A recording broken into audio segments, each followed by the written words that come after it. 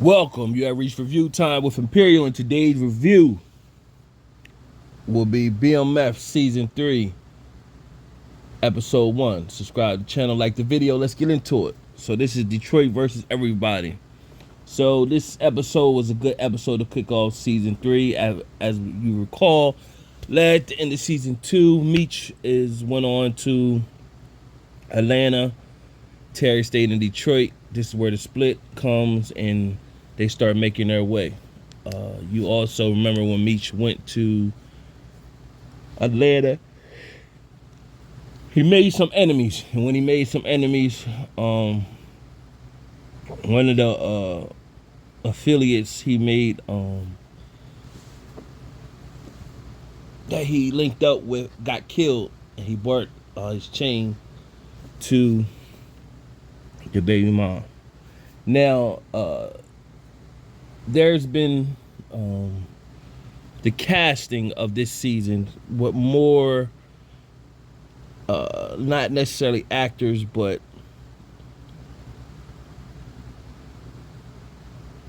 music artists. So we got Sauce Sweeties coming in this season.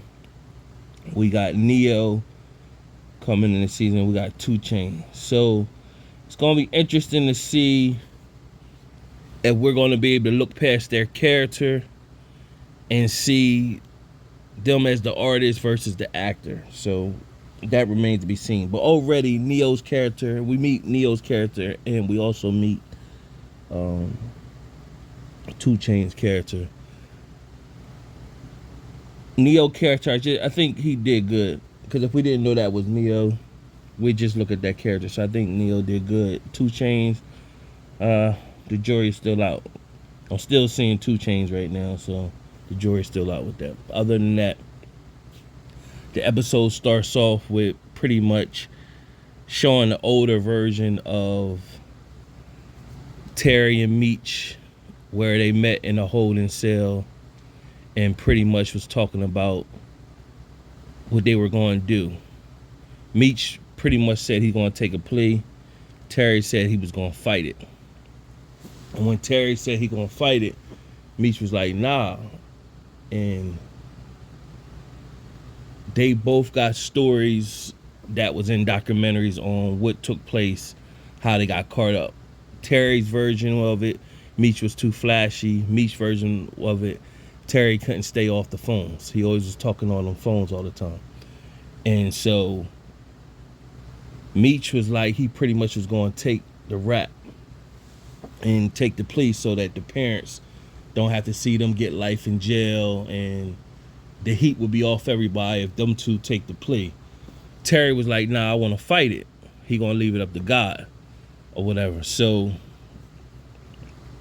Meech was pretty much saying, they don't have nothing on me, they got everything on you. So in all the documentaries, they didn't have too much to tie Meech to anything, but they knew he was a part of it, but they couldn't, that's something they wouldn't be able to prove or whatever.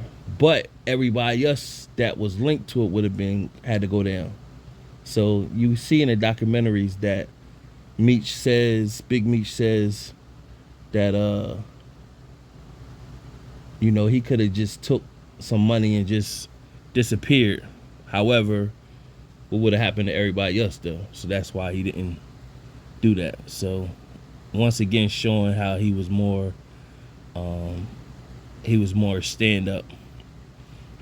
So of course, after that part, it gets into the storyline, and that conversation happened in 2007. But then the storyline, of course, we know Lakeisha was shot.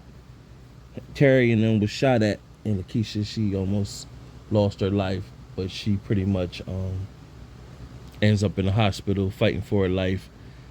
The mom, the dad, and T's baby mom shows up to the hospital. So she's pissed. Her and T going back and forth, and she's pregnant with T's second child. So she can't believe T is stuck on Lakeisha. However, that's who T loves, but he got her pregnant twice. The little sister's pretty much saying, with Meech leaving, all I got is you left. Hope I don't lose you. And she pretty much telling him that don't be stupid. So the little sister's growing up fast, and she's gonna play a role eventually, but right now she just the kid. So Meech contacts Terry when he find out he was hit, but of course Meech, it shows Meech doesn't like Lakeisha at all. He always looked at her like, you were older than my brother. You had your nails, your claws into him, and he didn't need to be with her. So of course Meech like, I'm glad you all right. And I told you about your tender dick ass, being caught up with that girl like that. Pretty much telling Terry he doesn't need to get caught up in nothing. He needs to pretty much keep his head clean so it don't messes up the business. Meanwhile, Meech met with Neo's character, and Neo's character pretty much is the person that washes money, is going to introduce Meech to the movers and shakers around Atlanta. So he told him meet him at a platinum strip club. So that definitely was a scene for the fellas. BMF doing right. Atlanta's has got a great reputation about their strip club, so they kept it true with this scene right here at the Platinum Strip Club, showing the women doing their 1-2. So Meech come there and he's meeting everybody, and when he meets everybody, he pretty much warned Meech about dealing with the NBA players because they got a different type of money. They ain't hustling like they doing. They athletes and their money comes in abundance versus Meech and them. They gotta grind for everything and their money's long. So he pretty much telling him that you could try to compete with them. Leave it up to you, but we know eventually Meech will get to that point. However, Meech reached the crew. He see 2 Chainz's character, and pretty much 2 Chainz been looking out for Washington's baby mom since he got killed. He has Washington chain, and he had, of course, Meech had some people from Detroit that was already in Atlanta, so they kicked it from the beginning. Now, which Meech issue is he, of course, he knew the town. Everybody standoffish from a newcomer. He ain't from Atlanta, but so he got to win everybody over with his charm and his wordplay. And of course, he got the bricks. Now, unlike this is more realistic, and he don't necessarily have the foot soldiers either. So he working his way in through wordplay, charisma, showing some heart, and he got the weight or whatever, right? So I'm gonna jump back and forth. So in this scene, you got Meech sees the person who pretty much killed Washington or had Washington killed, and so he rolls up on him and he swings from the gate first and just jumps off. So in the documentaries of BMF, it was always known that Meech was, he wasn't necessarily a killer, but he had heart and a rumble. So it shows true like he ran up on a dude, punched him, and this is a good scene. Meech busting by in the head with a bottle. Now, getting back to what I said, realistic. This is more realistic versus what we seen in Power Book Force with Tommy, with that bull crap going to Chicago.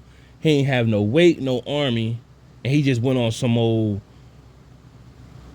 Rambo type time and just worked his way to take over Chicago. That's bogus. He ain't had no weight, no, man, that's crazy. If y'all watch you part of this channel and you watch my reviews on Power Book Force, they got Tommy as the ghetto superhero.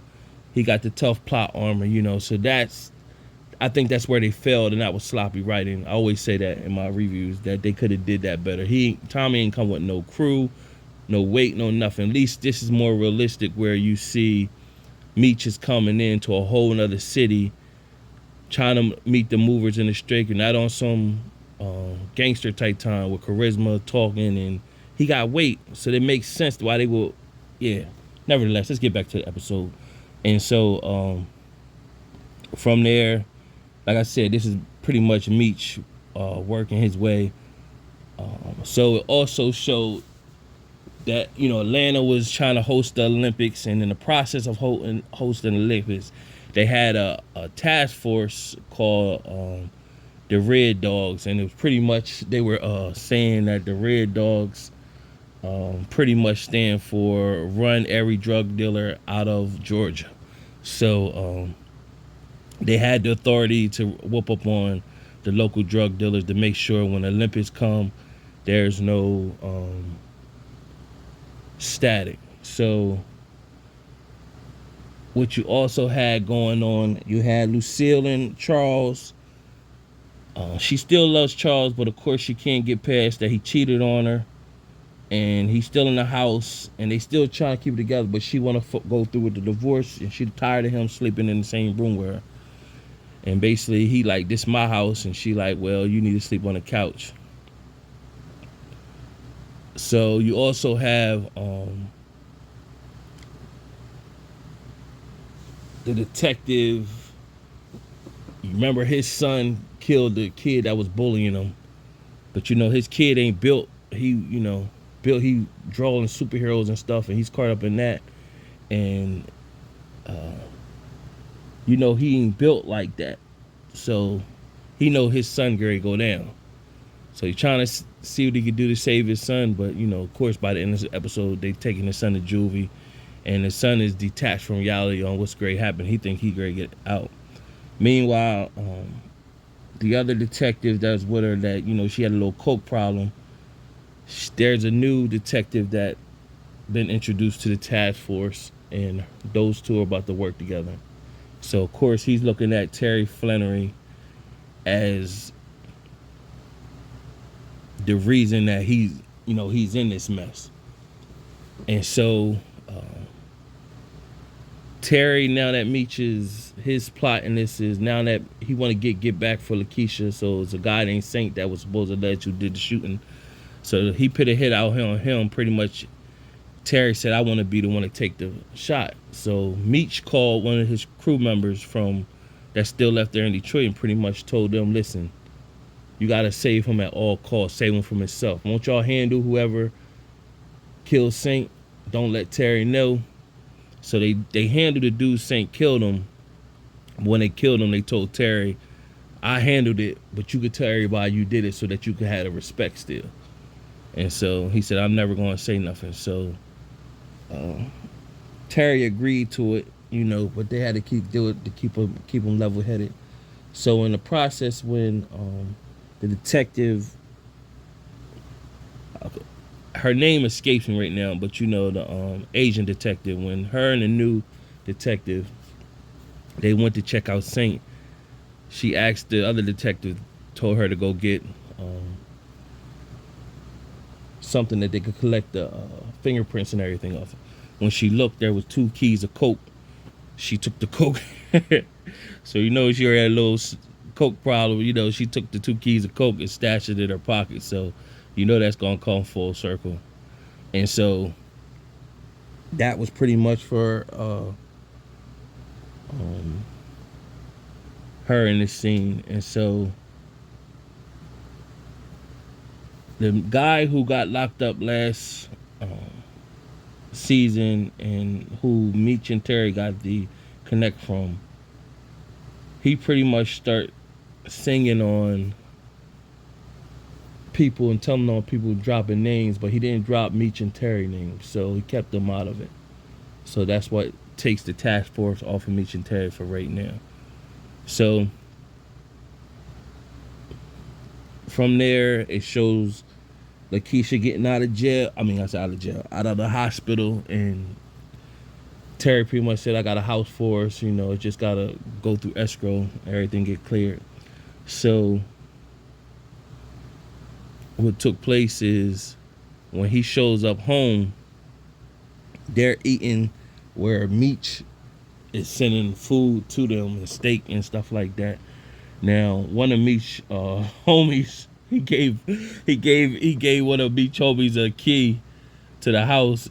It told he came in with the groceries, and they was like, "How you get a key?" That was Meech gave me a key to make sure y'all good, buy you groceries and stuff. And so Charles pretty much snatched him up and said, "Y'all don't know what you've been told, but yo, give me this, still my house, and you give me the key to the house." So, that was funny right there. That was funny. So it's a crew down in Atlanta called MK. It's a gun scene shootout where Meech, they were going to pick up money, and then this other crew came in, was shooting at Meech and them, and then the MK killers came through. The MK killers pretty much came through and killed rival gangs. So what Meech thought was, listen, Meech is trying to pretty much build like how Tommy was trying to do in Power Book Force, build a coalition where everybody cease fire and everybody just get money. Have all the crews working together and everybody just get money, not the violence and all that, So that's what Meech is trying to do right now. So Terry wants to get rid of the record store because that's Meech's thing. He wants to get a restaurant that's more his speed, and so he want to go to that route. And meanwhile, Meech is still trying to work his way around everybody. So when Terry had came home with Lakeisha saying that she needs a place to stay until the house is ready, that was kind of disrespectful to his baby mom. They were just telling Terry, look, what I'm saying, you need to have respect. She already got one of your children. She got the second one on the way. She don't need that stress, and she don't need that stress. So you gotta figure it out. And so Terry pretty much just said, I'm moving out. And so the little sister came down to be funny, said, can I get Terry's room now? And so the mom said, no, Charles is going to take it. And so, of course, Meech and Terry talk by the end of the episode. Pretty much is Meech plotting and planning, pretty much looking at the highway, looking at how they can travel and get to any state through these highways once they learn them and learn the geographics of how to navigate. Now, keep in mind, this is all in still the early 90s. So a lot of this stuff, Task Force is not up on it as they are now. So this is why you see a lot of this stuff being able to get by. And it's just like the older Meech said at the beginning of the episode, he had the longest run in cocaine history. If it's somebody, especially for a black drug dealer, kingpin, if there's somebody else that's had a longer run than 22 years, nobody don't know about them because they never been caught. And if they actually kingpin, that means they had to stay underneath the radar the whole time, never get caught up, using product, war, flashy, none of that. So if it is somebody that got a longer run than that, they just ain't never been caught. You probably never will. You never hear about it. You just hear stories if you in that world. So other than that, the episode pretty much ended with the rival crew that Meech was beefing with the dreads. Pretty much they laid one of his boys out in front of him. So that's the episode. So definitely a decent episode to kick it off the third season. BMF normally bring it. BMF is definitely going to compete with Ghost, Power Book 2, Ghost. They definitely going to compete with that one as the top series. Because I'm definitely seeing BMF is definitely stronger than Raising Kanan or whatever, in my opinion. So subscribe to the channel, like the video, tell me what you think about the episode. Till next time.